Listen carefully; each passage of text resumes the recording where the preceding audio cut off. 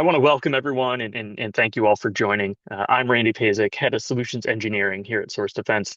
Today's session is From PCI Compliance to NIST Maturity.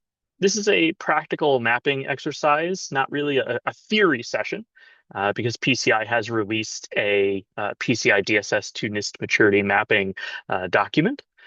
So we're going to show how the controls you already run for PCI DSS, specifically around DSS requirements 6.4.3 and 11.6.1.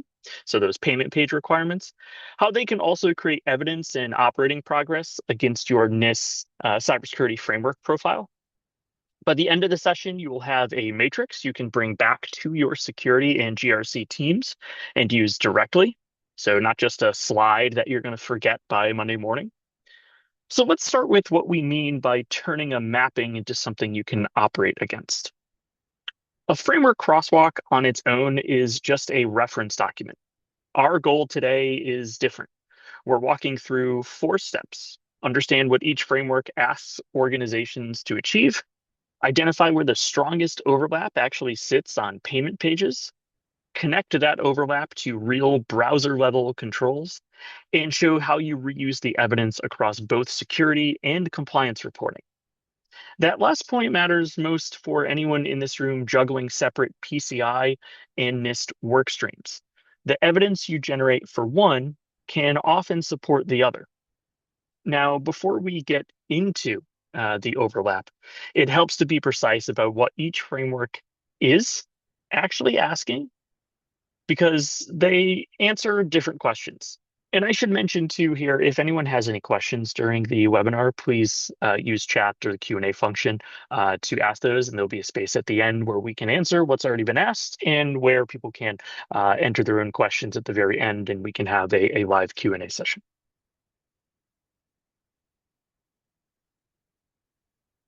So PCI DSS 4.0.1 is prescriptive. It tells you specifically what to do to protect that payment card account data. And it is scoped to the payment environment, especially on websites, web pages.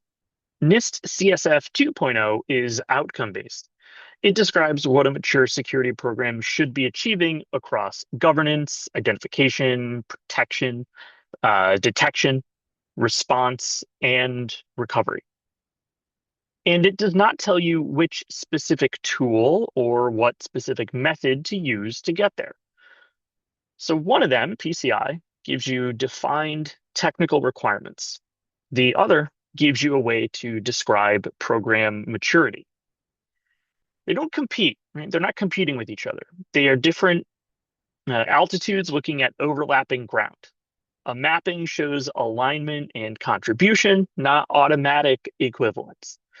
The difference in altitude is exactly why the PCI Security Standards Council, PCI SSC, built a formal bridge between the two.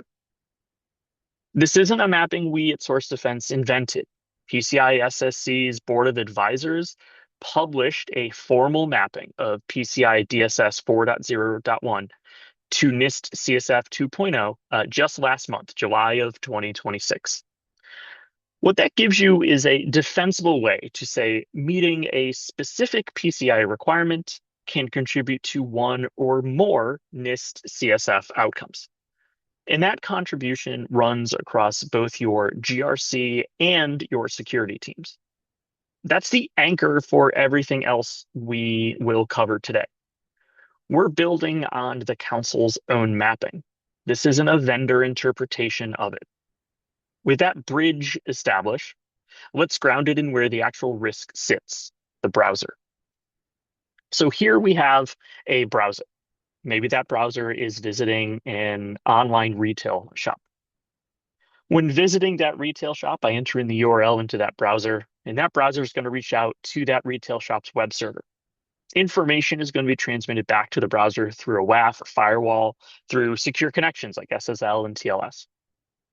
Contained within that information, what we call the document object model, the document that makes up the website, that does all of the scripts and the HTML tags and images and videos and all of that. Within that document object model are references to JavaScript. That could be first-party JavaScript, or it could be references to third-party JavaScript.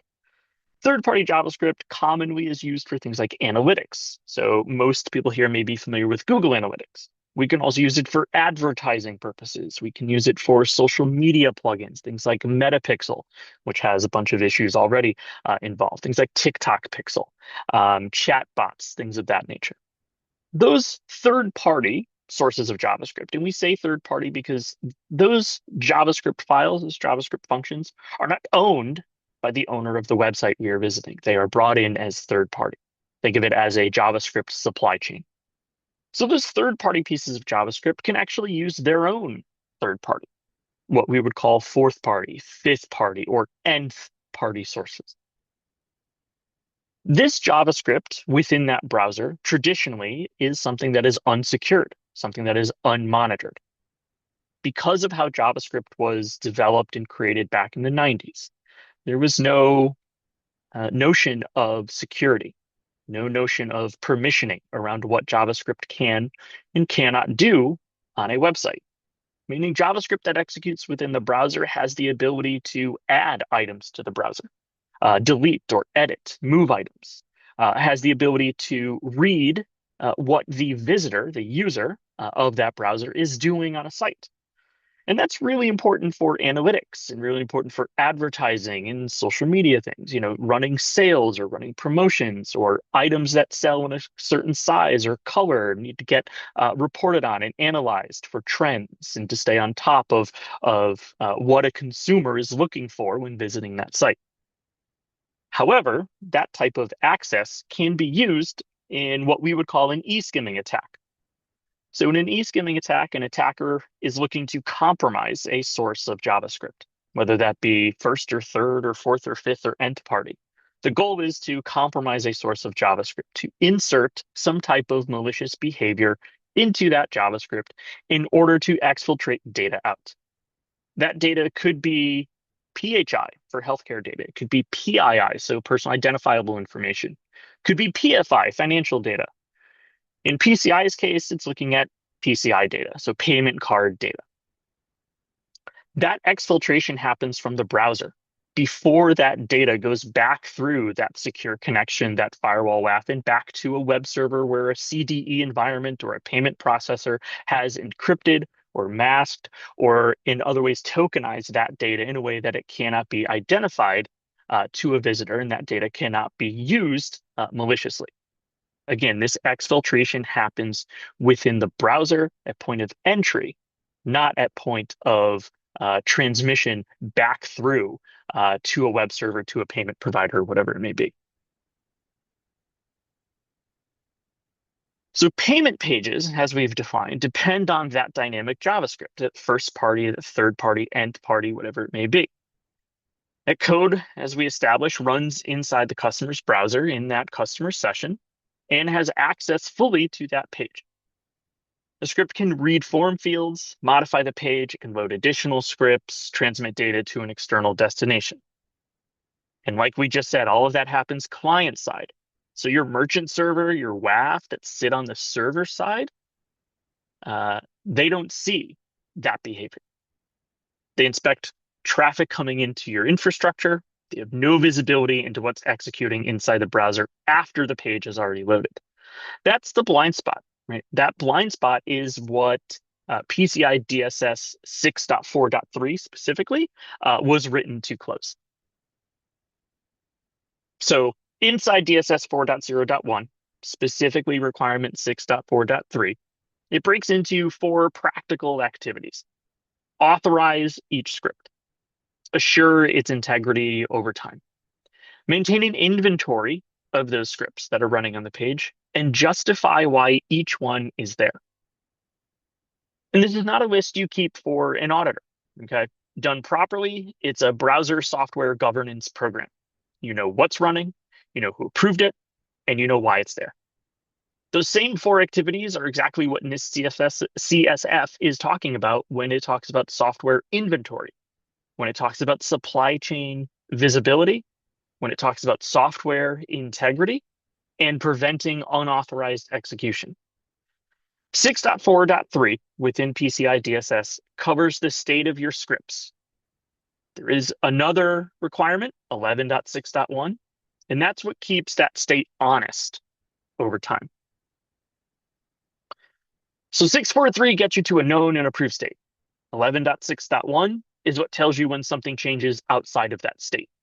An unauthorized modification, a detection event, an alert to your team, and a response. The contrast worth making here is between a one-time check, a point-in-time check, and an operating or monitoring program. A lot of teams treat payment page monitoring as something you do for the audit, and then you set that aside. 11.6.1 says otherwise. It has to be continuous. One of the requirements is you must monitor for changes at least once every 7 days. And this is also where the NIST detect function becomes the easiest connection to explain, because detect is fundamentally about ongoing monitoring, not a point-in-time review. So treat payment page monitoring as a continuous operational control, not a compliance checkbox. So you have those two requirements, one about controlling what's authorized, one about catching what changes.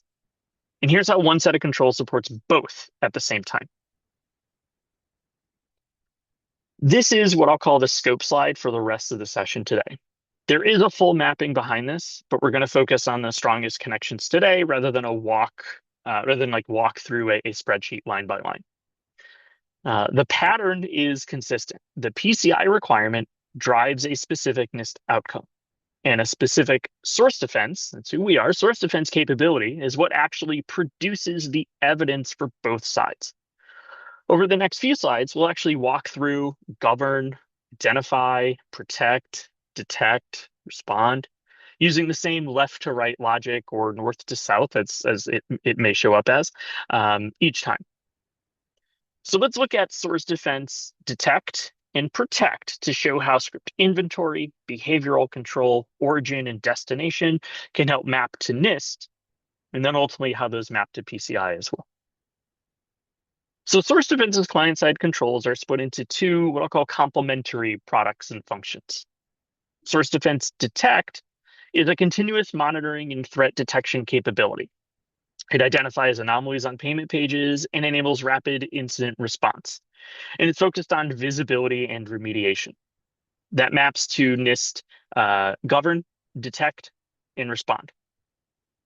Source defense protect is the proactive side, a client-side security platform that identifies risk and puts proactive measures in place before a threat materializes, focused on policy enforcement and script behavioral prevention.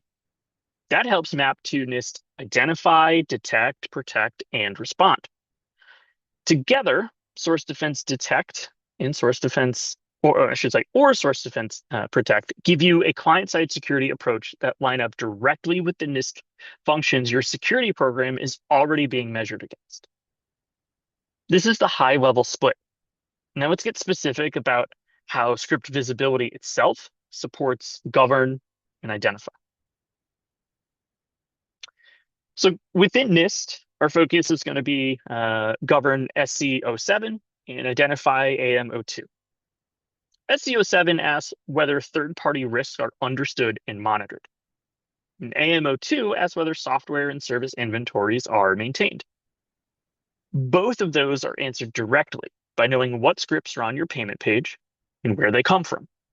Script inventory maintains a current browser software record and identifies vendors and scripts.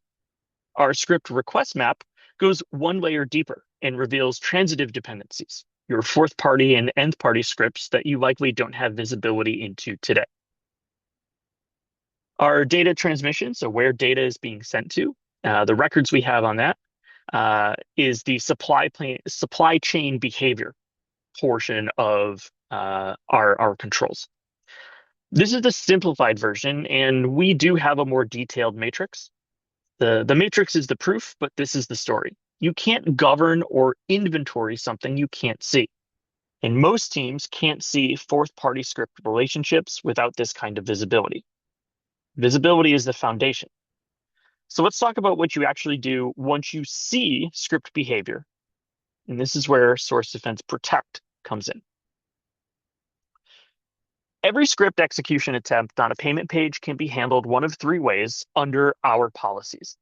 We can monitor, which means that the script is running, its behavior is observed without any interference, which is very useful when you want visibility before you decide on any type of enforcement. We have an isolated and a redacted policy, which means the script behavior is controlled in some fashion. Under redacted, sensitive data is masked. Under isolated, the script is isolated even from reading it. And then our fourth policy is blocked. That's our highest level of security, which means the execution of a script doesn't happen. This is delivery, not a allow or deny function. You get graduated control, which means because payment pages have real operational dependencies on some third-party code, a script vendor can be fully authorized today and still change its behavior or its dependencies tomorrow. And this tiered control is what lets you respond to that without treating every script the same way. Controlling execution is protect. Watching what happens over time continuously is that detect function. And both of them working together is what gives you a NIST mapping and PCI compliance that you can take back to both your security teams and your GRC teams. So let's look at runtime visibility. So we have detect CM06 and detect CM09. So 06 is about monitoring external service provider activity, and 09 is about monitoring software and hardware integrity for adverse events. Browser telemetry, script behavior, path access, data transmission is what feeds both of these. And here's the blind spot that this closes. Most asset inventories only capture what IT installs on managed infrastructure. Payment pages execute software in every single user session. And that software often isn't in anyone's inventory at all. If you're being asked to report detect maturity and your reporting doesn't include browser runtime, that's the gap. So we've walked through govern, identify, and protect and detect one at a time. Let's zoom out and look at how the individual capabilities fit together as a control model. So this organizes everything we covered into three layers: visibility, monitoring, and enforcement. Visibility tells you what's there. Monitoring tells you what it's doing and creates that audit record. Enforcement is where you actually act, redacting sensitive fields, isolating protected DOM elements, or blocking execution of a script outright. The reason this matters as a model rather than a feature list is that it avoids a false choice. You are not stuck picking between letting everything run or breaking your site. You have a graduated set of controls that map to a graduated set of risk decisions. So let's put the whole mapping in one place so you can see the pattern across all 6 of the outcomes that we talked about at once. Here's the proof behind everything we walked through. And I'm not going to read every row, but look at the pattern. Every NIST outcome on the left ties to a specific PCI requirement in the middle, and a specific source defense capability produces the supported result on the right. Governance RMO3 shows how browser activity can be included in enterprise risk reporting. Governance SC07 and Detect CM09 both draw on 643 and 1161 together, since third-party risk monitoring and continuous runtime protection depend on both requirements working in tandem. You'll get access to a similar matrix after this session. We have a full matrix breaking down not only mapping of the PCI released mapping of DSS to NIST, and then what source defense can handle, but we've also gone ahead and included some mapping with MITRE ATT&CK and MITRE DEFEND frameworks as well. This is something you can bring to your security and GRC stakeholders as a starting point for a shared conversation. It's not a finished audit artifact. A mapping like this is only useful if it changes what your teams actually do day to day. Let's talk a little bit about that. None of it matters if that matrix stays as a reference document. The operating cycle is discover, approve, control, monitor, and report, running continuously. not once a year before an assessment. The biggest gap I see is usually not a technology gap, it's an ownership gap. Who owns script discovery? Who approves a new vendor script? Who owns the response when something changes? Those questions cross GRC, security, e-commerce, and your application teams. And if nobody owns the handoff, the mapping just sits on a shelf. So where do you actually start? Here's a practical path you can run in the next 30 days. You don't need a year-long initiative to get started. 30 days is enough to move from discussion to action. And it's 5 concrete steps. Review the matrix we provide with your security and GRC stakeholders together in the same room. Identify your actual gaps are in where your actual gaps are in script inventory and monitoring. Confirm the ownership for authorization, review, and response. Evaluate your technical controls for redaction, isolation, and blocking against those gaps. And package the evidence you generate so it serves both your PCI assessment and your NIST reporting. The 3 ways to keep this moving are on screen now.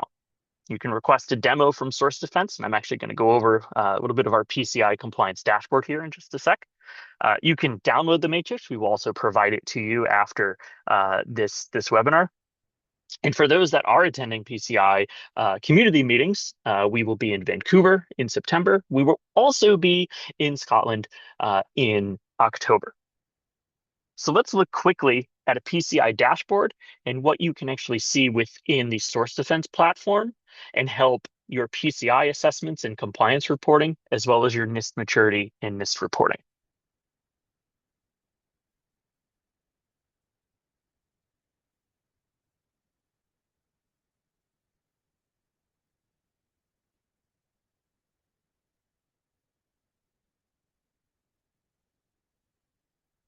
Here is Source Defense's PCI DSS dashboard.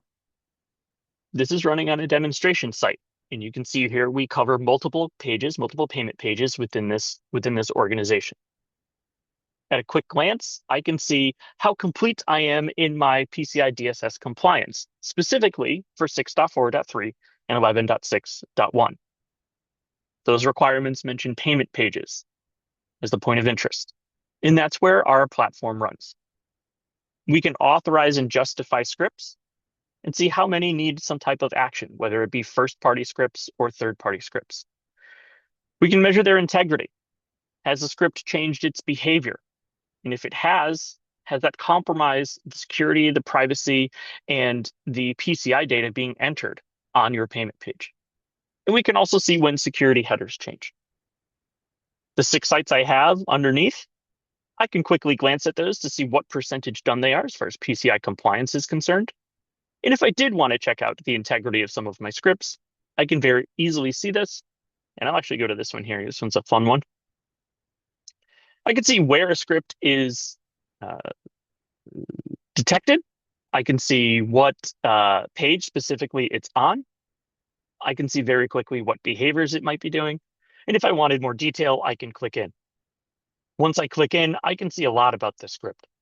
I can see when it was first and last detected. First and last detected also on payment pages. Source Defense does not only concern itself with payment pages, we are also a full site security solution should you choose to go that route. But if you were just concerned about payment pages, I can see when it was first and last detected there. I can see what about the script. I can see my justification, which is required under PCI DSS. And I can see what policy we're in. We mentioned redacted earlier. I can see here that any attempts for this script to read information entered into a form field is redacted or masked with asterisk. And that includes, in this case, credential fields, PCI-related fields, or personal identifiable information fields. I can see if the script is transferring data, and if it's using browser storage, using cookies. I would be able to see if it was accessing these specific fields as well. I can simply acknowledge these to authorize those behaviors, meaning I will not get alerted should those behaviors ever never change. If those behaviors do change, I will be alerted to that behavioral integrity change, and that is required under PCI DSS.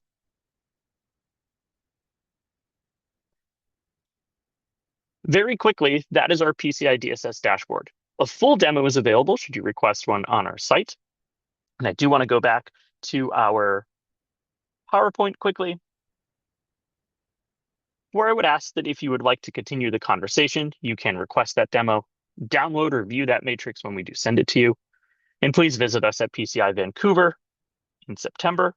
We do have a booth, although I don't think booth choices have been made just yet. But please visit us should you want to. And with that, I'll open it up for questions.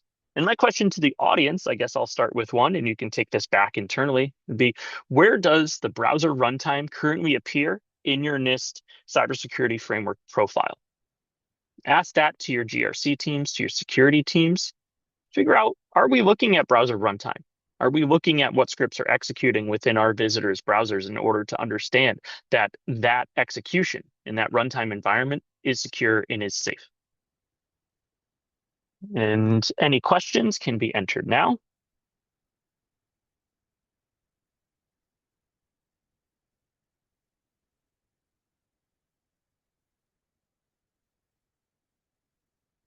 Okay, does meeting PCI DSS 6.4.3 and 11.601 mean an organization automatically satisfied the mapped NIST CSF subcategories?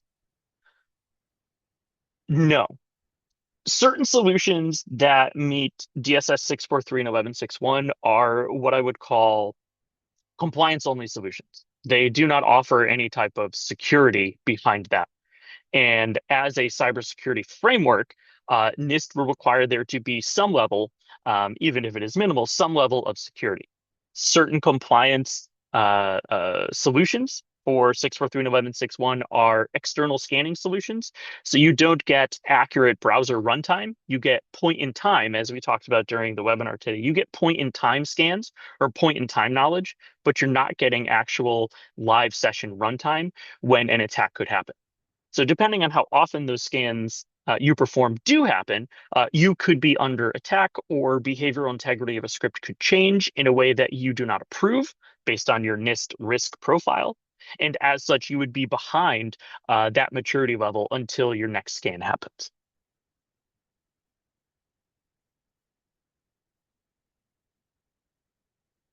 How do redacted and isolated modes differ? Yeah, so we did talk about that a little bit. Redacted allows the script to run, but any attempt for that script to access data being entered into fields, and we looked at credential or PCI or PII fields, including PHI fields as well. Any attempt to access data being entered into those fields, we return masked data back to that script. So at the point of entry, the data is protected. We ourselves do not look at the data being entered into those scripts, so we are compliant with multiple data security regulations, but we return masks back to that script. So we don't see it, and we make sure the script doesn't see it. That's redacted mode. Isolated mode, we have a little bit more freedom there to open up the page for the script to see certain elements that it may need to function while restricting its ability to access or see or have other elements rendered for it. Meaning we can remove form fields from the script's visibility, meaning it has no way to see that form field even exists within the page. We can also restrict its ability to add its own form fields to the page. And that's one of the things I would mention is there are some what we call double entry attacks, which typically have form fields on top of form fields. That's something our research team has identified. I would encourage everyone to go visit the Source Defense research page on our website, or follow our Source Defense Research X profile. We do publish attacks, but we have more control over what the script can see and do under the isolated mode.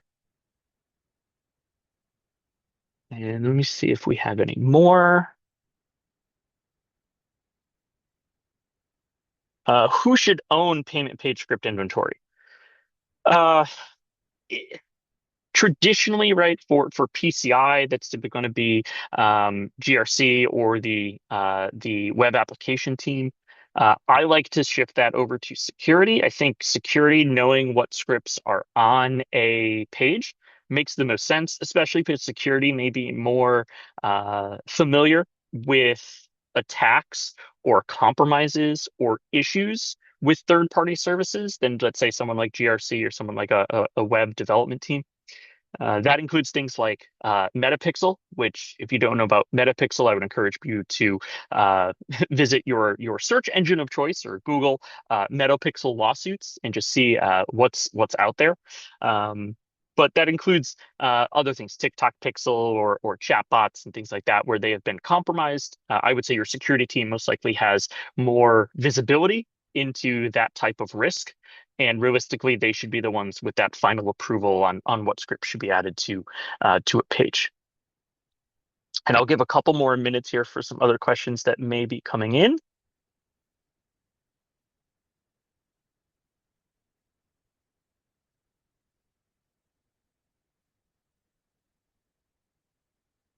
What if we have a script that needs access to some page elements but not payment fields? Yeah, I think that's where isolated policy comes into play. I think we talked a little bit about that just a couple minutes ago. Isolated policy, either setting that up yourself or working with our teams internally to make sure that I'll call it business critical aspect of that script can access those elements versus removing access from payment fields altogether.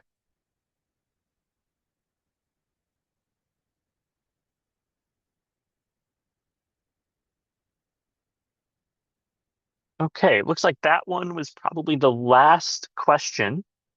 So I do again want to thank everyone for your time. My information is up on screen should you want to get in touch with me. I will not be in Vancouver, but I will be in Scotland for PCI this year, so please come and visit.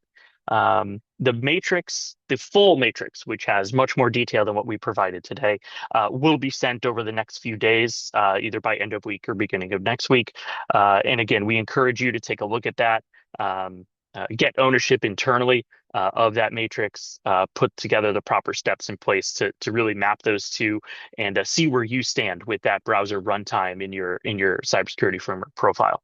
Once again, my name is Randy Pazek, Head of Solutions Engineering here at Source Defense.